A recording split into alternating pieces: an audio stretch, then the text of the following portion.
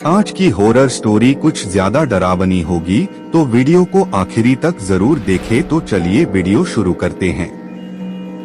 भूतिया खंडे है। यह बात उन दिनों की है जब मैं कॉलेज में था।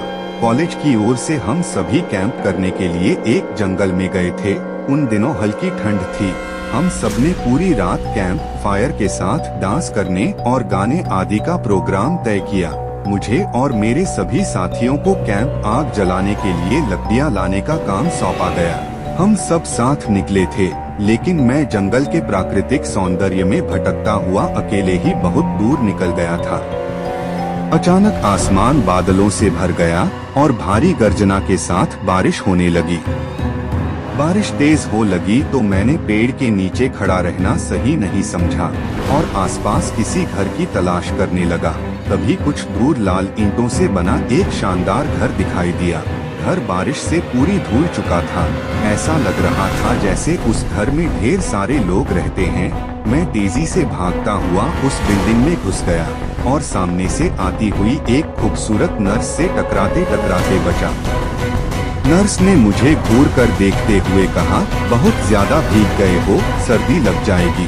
उधर बाईं तरफ एक स्टोर रूम है, वहाँ जो भी मिले उससे कहना सिस्टर जूलिया ने सूखे और साफ कपड़े मुझे देने को कहा है। वह तुम्हें कपड़े दे देगा। मैं हक्का बक्का मुंह फाड़े सिस्टर जूलिया को देखता रहा। मुझे समझ नहीं आया कि मैं क्या करूं। मेरी स्थिति देखकर सिस्टर जूलिया खिलखिलाकर हंस पड़ी और बोली, पहले तो तुम अपना मुंह बंद करो वरना मुंह में मच्छर घुस जाएंगे, और अब जाकर जैसा कहा है वैसा करो। मैंने हल्के से हाँ में सर हिला। सिस्टर जूलिया की बताई दिशा में जाने को मुड़ गया। अभी कुछ 10 कदम ही चला था कि किसी ने मेरे कंधे पर किसी ने हाथ रखा। मैं चौंक कर पीछे मुड़ा और मेरे सामने आर्मी की वर्दी में मुस्कुराता हुआ एक युवक खड़ा था। मेरा आश्चर्यचकित चेहरा देखकर उस युवक को हंसी आ गई। उसने दृढ़ स्वर में धीमे से कहा, मैं कैप्टन विनोद, यह हमारे देश की आर्मी का हॉस्पिटल है। कैप्टन विनोद की बातें सुनकर मैं आश्वस्त हो गया। मैं धीरे धीरे सामान्य हो गया। मैंने कैप्टन विनोद को सिस्टर जूलिया की कही बातें बताई। मेरी बात सुनकर कैप्टन विनोद के चेहरे पर रहस्यमय मुस्कान आ गई। कैप्टन विनोद बोले, तुम सिस्टर जूलिया से भी मिल चुके? जी, क्या मतलब है आपका?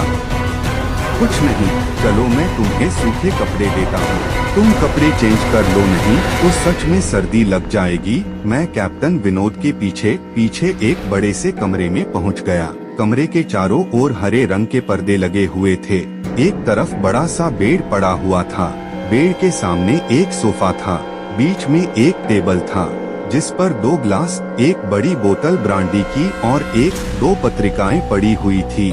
कमरे के एक कोने में बड़ी सी अलमारी थी जिसमें से कैप्टन विनोद ने मेरे लिए आसमानी रंग का कुर्ता पायजामा निकालकर मुझे दिया और कमरे से लगे बाथरूम की तरफ इशारा किया। मैं बाथरूम से कपड़े बदलकर जैसे ही निकलने लगा, मेरी नजर बाथरूम की एक दीवार पर पड़ी।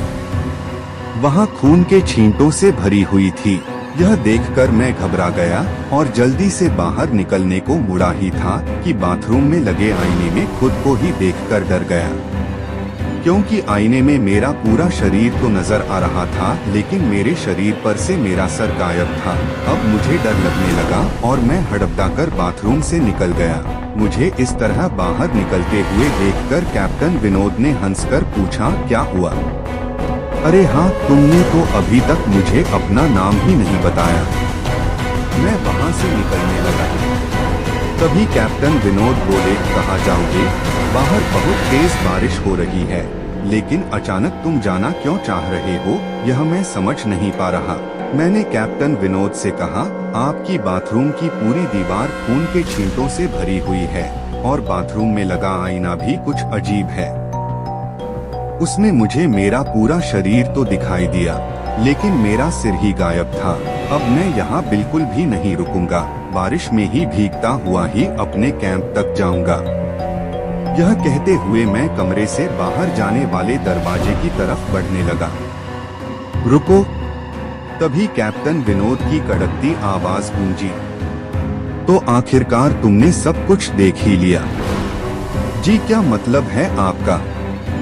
डर के मारे मेरी आवाज दब रही थी। मतलब चाहे जो हो, तुम तब तक यहाँ से नहीं जा सकते जब तक मैं तुम्हें कुछ बता न दूं। क्या बताना चाहते हैं आप कैप्टन, जो आज तक कोई नहीं जान सका? मैं जो आज तक कोई न जान सका, वह मैं जानकर क्या करूँगा? प्लीज अब मुझे जाने दें, मैं डर से रुआंसा हो गया।